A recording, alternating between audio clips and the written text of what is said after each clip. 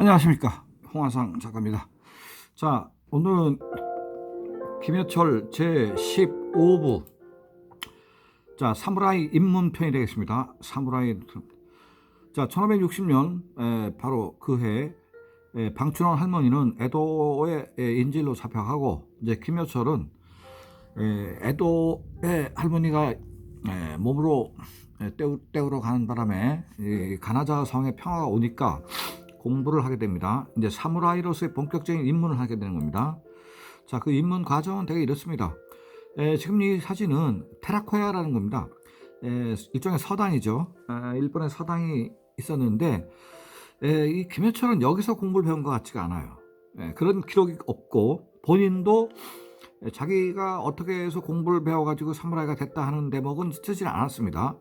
그런데 그 훗날 얘가 성장하고 난 다음에 여러 가지 행적을 보면 테라코야에서 이 공부를 한 것이 아니고 그 국내에서, 성내에서 아마 이 독선생 가해를 받은 것 같아요.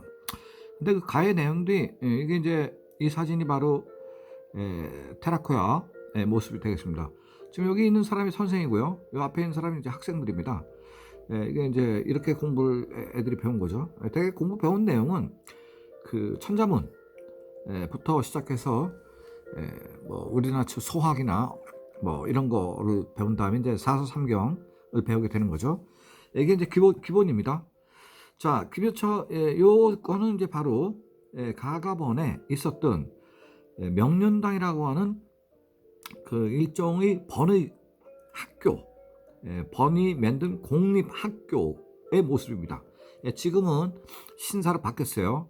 근데 이게 생긴 게 1792년에 생겼습니다. 그러니까 일본이 학문에 관해서는 한국보다 많이 늦은 것 같아요. 그러니까 한국은 이미 고려시대 때 성균관이 있어서 성균관 대학이 나중에 되는 것처럼 그 학문의 뿌리가 깊은데, 이쪽은 좀 그 대목은 좀 일천했던 것 같습니다. 그러니까 조선통신사들이 갔을 때 북구시장장 얻어보려고 그렇게 그냥 사람들이 구름같이 몰려들고 그랬던 것 같고, 또 일본군이 임진왜란 때 한반도에서 전쟁을 하면서 조선의 서원이 이렇게 많고 향교가 이렇게 많다 하는 거를 아주 통절하게 느꼈답니다. 그래서 얘네들이, 그 장수들이 자기네 고향 번으로 다시 돌아가고 나서 서원조라는 건물이 유행을 합니다. 말하자면 서원조라는 거는 소위 서재를 얘기하는 건데, 책이 있어야, 학문이 발달해야 국가가 불강해진다라는 거를 조선으로부터 거꾸로 배워가지고, 그래서 그게 서원조 건물이 유행하기 시작하는데, 그건 딱 임난 후에 이제 벌어진 일들이고요. 또 역시 김여철도 임난 후에 끌려간 사람이니까, 자, 김여철이 거기서 제일 먼저 배운 것은 역시 이 사서삼경하고 18사략입니다.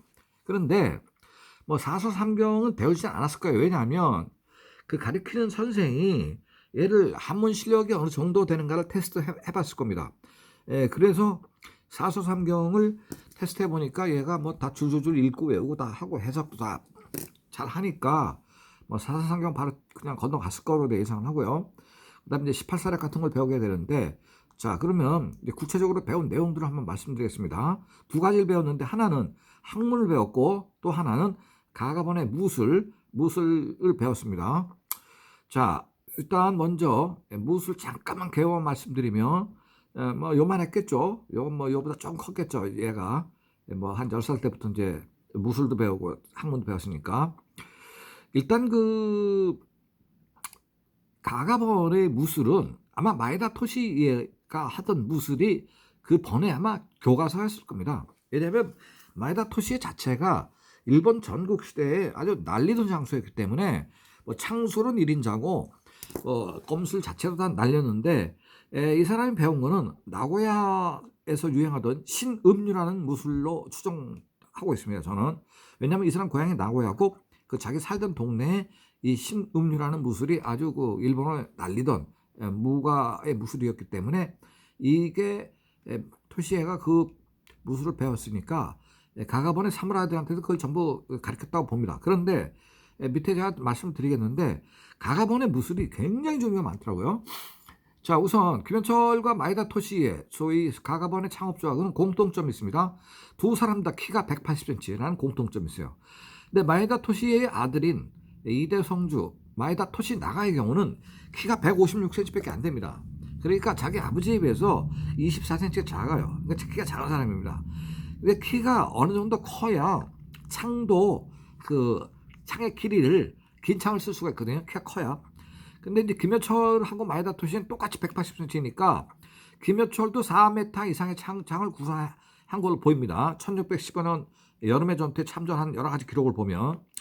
그러니까 이 체격 조건이 아주 우세하기 때문에 긴 창을 쓸 수가 있는 거죠. 이게 지금 뭐 일대 창업주인 마에다 토시의 동상 모습인데 이 창이 상당히 길지 않습니까? 이 창은 제가 볼 때는 6.3m의 장창은 아닌 것 같고요. 아마 3.6m짜리 쓴 것 같아요. 이 창이 길어야 상대를 제압하기 쉬우니까 가급적이면 긴 창을 갖고 나가려고 하지만은 긴 창을 쓰지 못하는 이유는 거리가 그 가깝든 긴 창을 쓸 수가 없잖아요. 네, 그리고 장창을 갖고 나가게 되면 장점은 많은데 그 굉장히 힘이 들잖아요. 체력이 소모가 많이 되고. 그러니까 아마 요 3.6m짜리 창도 쓴 것 같습니다. 뭐 창에 관해서 뭐 자유자재로 쓰는 창의 달인이었으니까. 자, 그래서 사서삼경을 이제 배우고 한문 실력이 이제 일단 뭐 뛰어나니까 이 소위 전쟁에서 써먹을 수 있는 학문, 그래서 병법을 이제 아마 배운 것 같습니다. 중국의 무경칠서라는 책이 있는데 이 책을 통해서 일본도 공부를 했다 그래요. 그래서 보면 첫째는 손자병법을 뭐 배웠습니다. 뭐 손자병법은 다 대충 다 아시는 내용이고 또 내용 너무 기니까 그래서 손자병법 넘어가겠습니다. 그 다음에 오자병법을 썼습니다. 오자라는 사람이 있는데 이 사람의 병법을 보면 정치와 전쟁은 어떠해야 되는가. 정치가 어지러우면 전쟁이 안 되죠. 그 다음에 적을 상대하기 위해서는 어떻게 해야 되는가. 즉 적정을 분석하고 거기서 써먹을 수 있는 병법. 이 뭐냐. 세 번째는 치병. 군대를 통솔할 때 원칙. 그 다음에 네 번째는 논장. 지도자의 자질. 그 다음에 응변. 임기응변을 어떻게 해야 되는가. 위기에 처했을 때 같은데 적한테 지금 코너에 몰렸다든지. 그다음에 흔사. 사조를 그 통솔하는 방법. 사정을 병사들을 다루는 방법이죠. 이런 거를 오자라는 책에서 가르쳤답니다. 이걸 지금 교과서에 지금 배웠대요. 그 다음에 위료자라는 책이 또 있답니다. 그래서 이거는 진나라의 장수가 뭐 썼다고 하는데 이 자세한 내용을 제가 읽어보니까 잘 모르겠어요. 요건 그 다음에 알겠어요. 육도삼약, 뭐 중국의 유명한 고전이잖아요. 육도삼약. 자, 육도 제1구는 문도입니다. 전쟁을 시작할 때 어떻게 준비를 해야 되고 정치 문제는 어떻게 다 이 안정을 시켜놓고 나가야 되는가 하는 게 이제 문도입니다. 제 6도 중에서 하나. 두 번째 무도. 정치적 전략이 어떻게 해야 되는가라는 걸 알아야 된다는 겁니다. 즉 정치는 뭐 군인들에게 한 것이지만은 실제는 그 뒤에 최고의 지휘관은 그다음에 국왕이죠. 왕이죠, 왕. 그러니까 이 왕과 왕끼리의 어떤 그 머리 두뇌 싸움이니까 그러한 그 정치적 전략에 대해서 알아야 된다. 상대의 정치 방향 이런 거를. 그다음에 용도, 작전 지휘와 병력 배치는 어떻게 해야 되는가라는 걸 했다는 겁니다. 알아야 된다. 그다음에 호도, 평야에서 싸울 때 전략 전술. 그다음에 무기를 어떻게 사용해야 하는가. 이게 호도입니다. 그다음 표도. 삼림지역, 표범이 이제 삼림 숲속에 있으니까 삼림지역이나 산악지역에서 그런 지형에서 싸울 때는 어떻게 전략 전술을 구사해야 되는가. 그 다음에 견도, 이거는 병의 훈련, 사병의 훈련과 편성, 그 다음에 병종, 말하자면 육군이 있고 해군이 있었겠죠. 공군은 그때 없었을 거고, 병종에 따라서 어떻게 작전을 전개해야 되는가라는 거를 배운 것 같습니다. 그 다음에 삼약입니다. 육도 삼약의 삼약. 삼약은 상약, 중약, 하약이 있는데 상약. 인재를 초빙해야 되는 필요성과 정치의 요점. 그러니까 뭐 전쟁이고 정부고 뭐 기업이 다 마찬가지인데 뛰어난 인재를 데리고 와야 되잖아요. 근데 그 인재를 데리고 오는 것도 어렵지만 그 인재를 적재적소에 배치하는 것도 더 어렵습니다. 그러니까 그런 거를 지휘관도 그 밑에 고급 장교, 초급 장교, 중급 장교 다 있는데 이 고급 장교들이 가장 많은 인원을 통솔하고 있기 때문에 고급 장교가 능력이 있지 않으면 부하들 다 죽여버리잖아요. 그러니까 인재를 잘 초빙을 해야 되고 잘 써먹어야 된다. 중량입니다. 책략의 필요성과 조직의 통제술에 대해서 썼답니다. 그러니까 전략 전술의 중요성과 그 필요성이 왜 필요한가, 그 다음에 조직은 어떻게 통제를 해야 되는가에 대해서 썼고, 하략, 치국의 요점과 신화를 쓰는 방법, 국가를 다스리는 요점이 뭐냐 말이야. 뭐 국가를 잘 다스리려면 역시 뭐 평천하가 되려면 정치를 잘해야 되고, 정치를 잘하는 거는 경제를 잘하는 겁니다. 정치의 핵심은 경제거든. 정치를 잘한다는 것은 먼저 경제부터 잘하는 거거든. 그래서 치국의 요점이 뭐고 신하들을 어떻게 잘 적절히 써먹어야 되는가, 이런 거에 대해서 또 배웠고, 그 다음에 이제 삼화법, 중국 제나라의 삼화의 병법서죠. 뭐 이걸 배웠고, 자, 요거는 좀 중요하지 않기 때문에 넘어가고, 요게 중요하더라고요. 보니까 이위공 문대라고 썼습니다.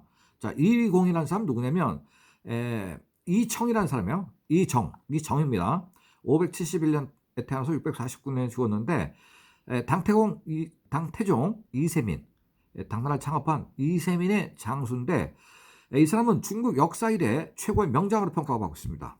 이 사람의 그 작전 전략 전술을 보면 기병의 기동력을 이용한 장거리 기습작전, 그러니까 이 사람은 주로 유목민 병법을 많이 썼대요. 그래서 이동 속도가 빠른 말을 가지고 장거리를 가서 활로 기습을 하는 거예요. 그런데 기습하는 게 중요한 것보다도, 그보다 더 중요한 것은 자기네가 갑자기 뭐 새벽 2시, 3시 한밤중에 뛰어들어가지고 막 화살, 도라살로 공격을 하면 적들이 뭐 자다가 우왕좌왕해서 도망할 텐데, 적이 도망가는 퇴로의 방향을 미리 정확하게 예측을 해야 된다는 거예요. 그리고 그 퇴로 지역에는 반드시 복병을 배치해서 도망가는 적을 죽여야 된다라는 게 핵심이라는 겁니다. 그 다음에 적의 그 부대를 기습을 할 때도 한 라인으로만 들어가는 게 아니라 두 라인으로, 아니면 여러 라인으로 협공을 해야 된다는 거예요. 협공. 포위해 갖고 여러 라인에서 동시다발로 공격을 해야 된다는 거죠. 그렇게 하면 선멸할 수 있다. 그 다음에 이제 아군보다 적군이 더 많을 때, 그러니까 아군은 조금이고 적군은 더 많아. 그럴 때는 어떻게 이겨야 되는가? 이거 굉장히 어렵잖아요. 숫자가 불리한데 이긴다는 거는. 그래서 이 사람이 얘기한 걸 보면 유목민 전법을 쓰는데, 일단 그 부대에 가서 서로 이제 적정거리까지, 그 자기네 그 화살에 유효 사거리가 있을 거 아닙니까? 그럼 이순신 장군이 그 화살을 쏜 걸 보면 약 150m까지 그 적을 명중시켰다고 그러더라고요. 굉장히 대단한 체력이죠. 그래서 이 기동력이 좋은 이 화살 부대가, 상대들은 보통 뭐 150m 쏘시는 그 장수들이 없으니까 제1 화살 부대가 장거리 이 화살을 쏠 수 있는 그런 사람들을 배치해 가지고, 상대의 화살은 자기한테 미치지 않는데 이쪽 아군이 쏜 화살은 살상력이 높은 거리까지 들어가서 이따 거기서 화살 공격을 해야 된다. 그러고 난 다음에 두 번째는 적진에 뛰어들어야 된다. 그리고 적이 도주하는 방향을 미리 예상한다. 자, 이게 비슷한 얘기가 지금 됐습니다. 제가 저도 뭐 이 병법 이런 걸 제가 뭐 알겠습니까? 그런데 이 사람 걸 보니까, 이정이라는 이 중국 역사상 가장 뛰어난 이 사람은 제갈량한테는 진형을 어떻게 갖춰야 되는가, 부대의 진을 어떻게 배치해야 되는가 하는 거를 영향을 받다 그러고, 말 타는 기병들의 작전 운영을 하는 것은 조조한테 배웠다고 합니다. 이렇게 지금 써있네요. 자, 그래서 이런 것들을 지금 배웠습니다, 얘가. 그래서 당시 이제 가가번에서 가르쳤던 소위 이제 무술이 있는데, 5가지로 지금 사무라이한테 무술을 가르치고 있습니다. 첫째는 궁술입니다. 화살을 잘 쏴야 되겠죠. 그래서 이게 이제 옛날에 사무라이 시대 때 이제 활 쏘는 모습인데, 뒤에 뭐 화살통부터 시작해서 앞에 뭐 갑옷 뭐 그러니까 상당한 무게가 됐을 겁니다. 이게 투구가 있어서 보통 한 20kg 이상 됐을 거예요. 자, 그래서 이쪽 가가번에서만 배우는 궁술이 세 가지가 있더라고요. 그래서 뭐 제가 일본 궁술이 이렇게 일개 번에서 세 가지씩 있는 건 처음 알았어요. 근데 일본 전국적으로 보니까 뭐 수백 가지의 궁술이 있고, 솔직히 좀 뭐 궁술은 잘 모르겠습니다. 그다음에 마술, 말을 잘 타야 되니까. 자, 마술. 이 달리면서 지금 타겟을 지금 맞춰야 되잖아요. 실제로 뭐 병사들이 막 몇천 명씩 상대하고 이쪽이 몇천 명, 저쪽이 몇천 명 그래갖고 막 5, 6천 명이 엉켜서 싸울 때는 뭐 진짜 그 명중률이 높아야 되겠죠. 마술의 경우도 보니까 여기 뭐 세 가지로 썼는데 이것도 솔직히 제가 잘 모르겠습니다. 그다음에 검술은 23가지예요. 무려 검을 다루는 방법은 무려 23가지. 근데 아까 제가 말씀드렸지만 그 신은류를 배웠을 것이다라고 지금 예측을 합니다. 이게 뭐 검술 종류가 어마어마하더라고요. 1개 번이 정도예요. 그러니까 일본에 263개의 번이 266개의 번이 있으니까 1개 번에서 30개의 이 무술 검술이 있으면 곱하기 260을 하면 7,800까지 이렇게 나오네요. 그 다음에 창술. 뭐 창이 일단 전쟁에서 부대가 격돌할 때 제일 먼저 꺼내서 끄집어내서 나오는 게 창이죠. 창. 검은 그 다음에 문제고, 그래서 장수들끼리 먼저 창으로 일합을 겨루고 나서 상대의 장수들이 계속 죽어나가면 그 다음부터 사무라이들이 들어가서 이제 검으로 싸우는 거 아닙니까? 그러니까 삼국지의 명장면도 중국 삼국지의 명장면은 여포하고 관원장하고 싸우는 게 제일 명장면이잖아요. 근데 천하의 관원장도 여포한테는 막 밀리잖아요. 그러니까 이 관원장이 무려 뭐 18kg짜리 창을 들고 뭐 높이가 뭐 기럭지가 뭐 2.4m짜리 창을 쓰고 했는데 여파가 워낙 그 창수를 잘하니까 결국은 조조와 여포한테는 이 창수를 가지고 소위 전쟁을 해서는 도저히 이길 자신이 없으니까 여포가 가 있던 하미성이라는 성을 갖다가 전쟁을 하지 않고 수공 물로 그냥 가라앉혀 버리잖아요.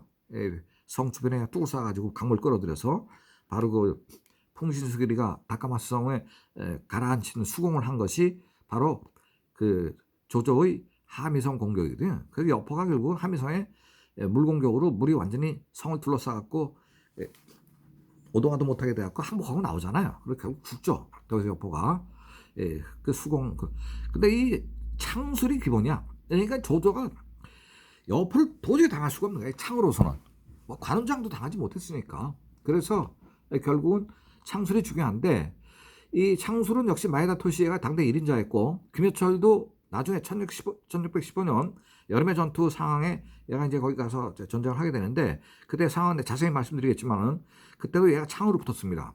상대는 전국시대 최고의 명장이었던 사나다 육기무라였습니다. 사나다 육기무라 참 제가 개인적으로 사나다 육기무라는 제가 관심이 많아서 그 사람 고향집도 가보고 고향의 성도 가보고 그랬는데 정말 비록 일본의 장수지만은 정말 대단한 장수입니다. 뭐 한 3, 4년 전에 오죽하면 NHK가 사나다 육기무라라는 드라마를 제목 이름이 사나다 육기무라고 50부작으로 했어요. 내가 다 봤어요. 처음부터 끝까지. 근데 잘 못 썼더라고. 내가 알고 있는 것만큼 일본 작가가 잘 쓰질 못했어. 재미가 없어 그래갖고. 자, 그래서 이렇게 창술을 배웠을 거고, 그 다음에 장도술, 큰 칼이죠. 칼도 보통 사무라이들이 쓴 뭐 137cm, 117cm 작은 칼이지만은 또 하나 칼은 와키사시라고 그래서 또 하나 칼 갖고 다니잖아요. 그 유사시에 자기가 큰 칼을 떨어뜨리거나 그랬으면 그걸로 싸우고 또 상대한테 잡혀서 굴욕을 당할 것 같으면 할복자살할 때 쓰는 게 이제 작은 칼이죠. 와키사시인데 긴 칼이 따로 있습니다. 장도라는 게. 근데 이 장도는 보통 기록지가 한 2m 되는데 이것도 한 5종류의 장도 술을 가가번에서 가르쳤대요. 그 다음에 유술과 봉술. 유술은 쉽게 얘기하면 유도라고 보시면 됩니다. 그리고 봉술, 봉을 다루는 방법이죠. 그래서 유술은 유도 플러스 합기도 정도 될 거예요. 유도는 사람을 때리는 건 없는데 넘기는 거죠. 근데 학기도의 경우는 이제 발로 차고 주먹으로 공격하는 방법이 있으니까 유도 플러스 학기도가 맞을 거라고 봅니다. 그래서 유술과 봉술 12가지가 있는데 이 중에서 얘가 또 선택을 해서 배웠을 것이다. 뭐 어떤 걸 선택했지 저 모르겠어요. 왜냐면 기록도 없어. 거기에 대해서 걔가 쓰진 않았어요. 김현철이가.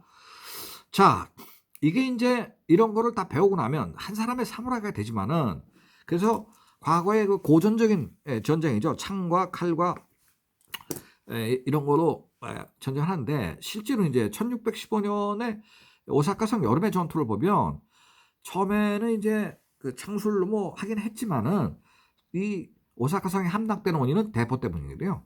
이게 지금 최근에 밝혀진 학설입니다.